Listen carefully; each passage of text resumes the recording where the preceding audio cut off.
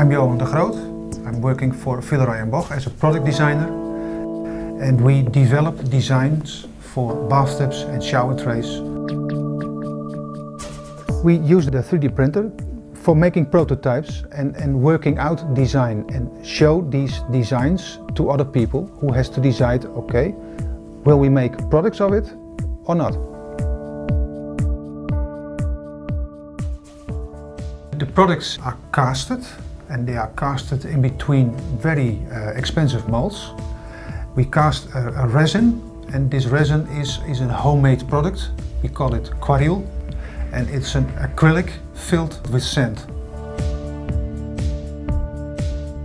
Before we had the printer, we started with sketches that we still do, but after that we needed to explain to our model makers. They needed to make with wood and foam and polyester. They needed to make the product. And nowadays it is just bringing your product onto the stick, walk to the machine, put in the stick, and the machine is making our product. And also is making our product exactly in the way we wanted it to be, because it is just a translation of our file.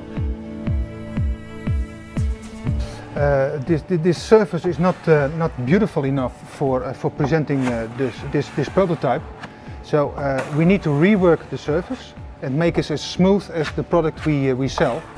And for that we put a layer of plaster on it, and after that we will sand. We repeat it, another layer, and sand it again. Then he put a very thin layer on top of everything, sanding that again, so that we add as less possible material what we can. And then after spray painting, and then it looks terrific. I think that we have a 1-to-1 in 3 weeks and on a high level. So that was unthinkable without this 3D printer.